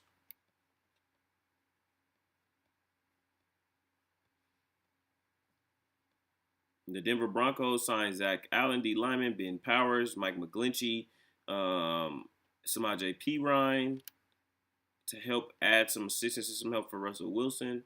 The Detroit Lions signed Chauncey Gardner-Johnson, Emmanuel Mosley. The New York Giants signed Daniel Jones, and they got Darren Waller. Really, really, really good pickup. Really, really good pickup, I think. The New York Jets are in the Aaron Rodgers sweepstakes. Aaron Rodgers announced that he wants to play for the New York Jets and that he is no longer trying to play for the Green Bay Packers. That is going to be very, very interesting. Tony Pollard, CeeDee Lamb, Michael Gallup, Brandon Cooks will be the Dallas Cowboys' new offense next year, as well as their defense that will now feature Trayvon Diggs, Micah Parsons, Leighton Vander Esch, and Stephon Gilmore. So the Cowboys are going to be looking pretty good next season as well. I'm kind of lightening around in this a little bit because I got to get ready for my tournament. Got to go check on the pupster and things like this. Aaron Rodgers, as I said, though, on the Pat McAfee show last week, if I'm not mistaken, on Wednesday, said that he has intentions to play for the New York Jets. I'm excited to see that. Very interesting, though, that in this same era, very similarly, whereas I think a lot of the youth and the kids are going to be excited to see Aaron Rodgers possibly go to the Jets. They missed Favre watch when Brett Favre went and played for the New York Jets as well, so it makes it kind of very eerily similar.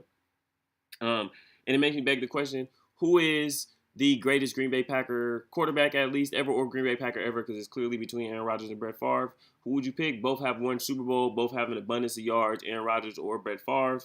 I think whereas Brett Favre was much more rugged, much more of a gunslinging quarterback, much more exciting to watch as far as the unexpected in his game and his backyard mentality. I think Aaron Rodgers as well showed us, though, truly he may be the greatest thrower of the football ever besides Patrick Mahomes and Dan Marino, who are slowly but surely kind of trying to make their way, up that hill. Or excuse me, not trying to make their way up the hill because Dan Marino's already up there, but I think Aaron Rodgers just at the end of the day is better than him. He's got the ring, where a ring culture does get toxic and get in there and kind of break the tie. I think it'll be interesting to see. I think if he gets to the Jets, I think the Jets should be an elite team to be considered and reckoned with. And I also believe, truly and honestly, that it's really hard to believe that the Jets should be willing to allow themselves to be robbed, so to speak, and their coverage to be stripped bare, so to speak, to get Aaron Rodgers with this. Honestly, realistically, he may retire at the end of the season. So we'll see how that one goes as well. On to our next topic.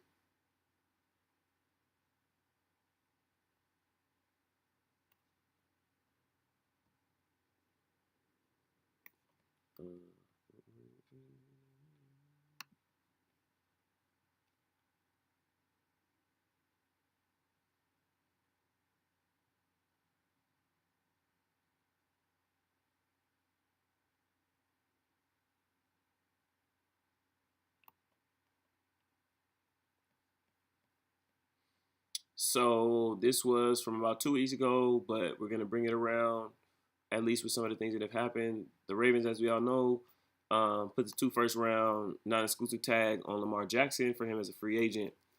Um, I'll see if I can pull up my Twitter. Um,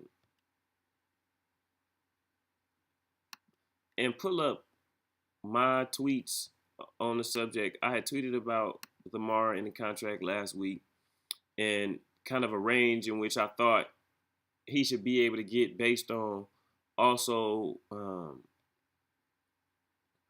some of the other deals that other guys out there got signed to. Uh,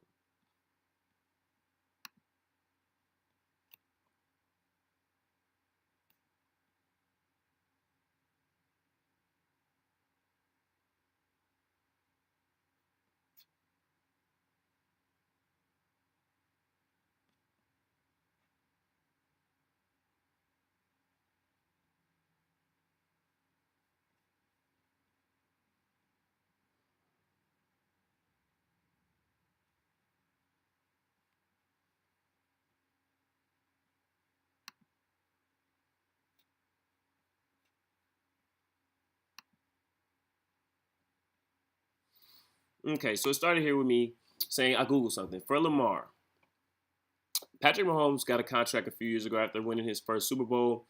It was, or after the MVP, one of the two. 10 years, $450 million, $10 million bonus for signing, $63 million guaranteed at signing, and 142 guaranteed. Deshaun Watson, who's been the reasoning for a lot of Lamar's holdups based on one of the contracts similar and comparable to that, got 5 years, $44 million signing bonus, 230 guaranteed at sign. You want to come in? Come on. Let me go let my baby in. Bark on the side. Come on.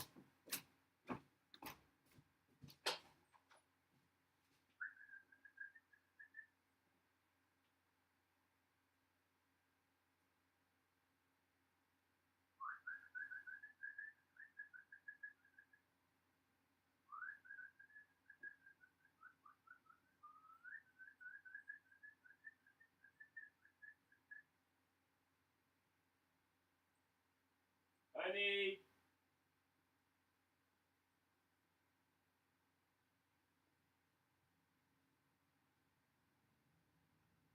Let's go, honey. Now, why she gonna bark and then do that?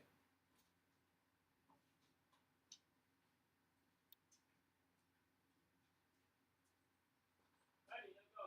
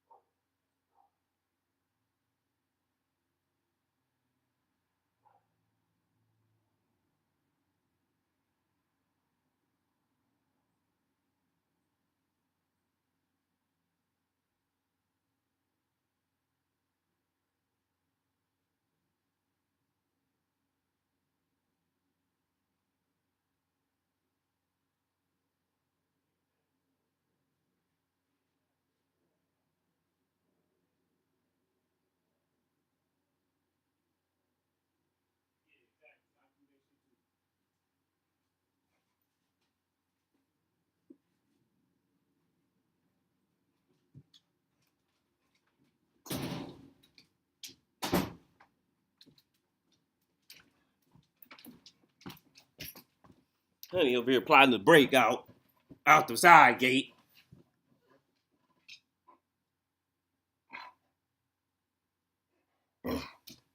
Yeah. Don't start that shit. Don't start that shit. You know what I'm talking about. Don't start. Go chill. Yeah.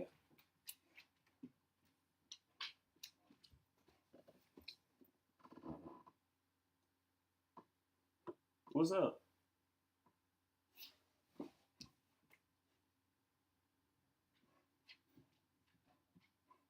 What's up?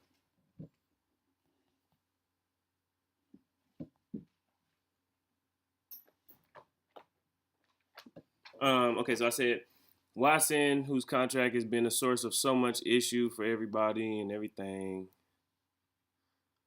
5 years, $44 million, 230 guaranteed that sign.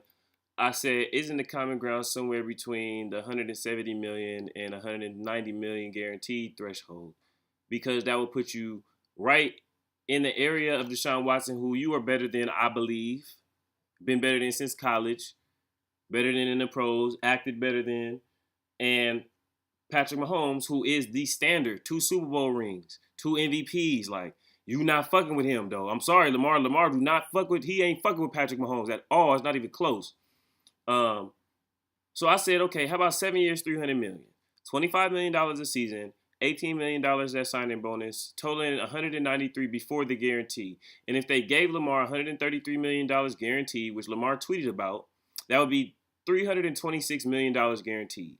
Not 330, which is what Deshaun Watson got or whatever, but $326 million, which is a great contract, I believe.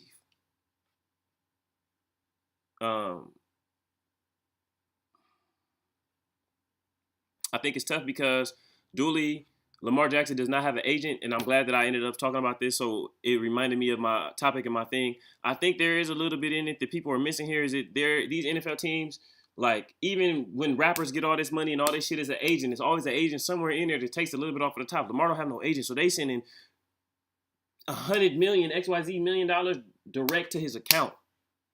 It's going to him. It's not getting, ain't no percentage going to nobody that they could feel comfortable with and negotiate with none of these things. But he's hurt himself duly by not having an agent because, granted, he'll reap the benefits of that if he gets there at the end. But as well, like, he don't have nobody that's going to the combine to speak for him, which he didn't have recently. He has nobody to necessarily advocate for him in these circles, in these conversations when he needs it, nor people to communicate with him or feel comfortable enough reaching out to him and communicating in order to find solutions. I genuinely and honestly believe that right there is the contract that Lamar Jackson should be signed to, and that the Baltimore Ravens should look to sign him to. 7 years, $300 million, $25 million per year, 18 as signing bonus, 193 before the guarantee, 133 guaranteed, which will take him to $326 million. We'll see how it goes and what that'll turn into. I'm wishing best of luck to that guy. I asked y'all who y'all thought the best player in Green Bay Packers history is. Eventually, and hopefully folks will speak on that, or we'll get to talk about that a little bit more. Austin Eckler asked for a trade as well this past week. But that'll be it. I'm going to just go ahead and cut it there because I got to go get myself ready to go ahead and run this tournament. Honey, what's up? How you doing? You good? I'll be over there looking all sad and stuff like you contemplating life. You want this? Oh, that was crazy. Why you didn't catch it with your mouth? My bad, I cracked you with that thing. I love you, all right? We out of here. Wish me luck. Thanks for viewing. Thanks for watching. Focus on tomorrow. Excuse me, focus on now, not tomorrow. Or yesterday.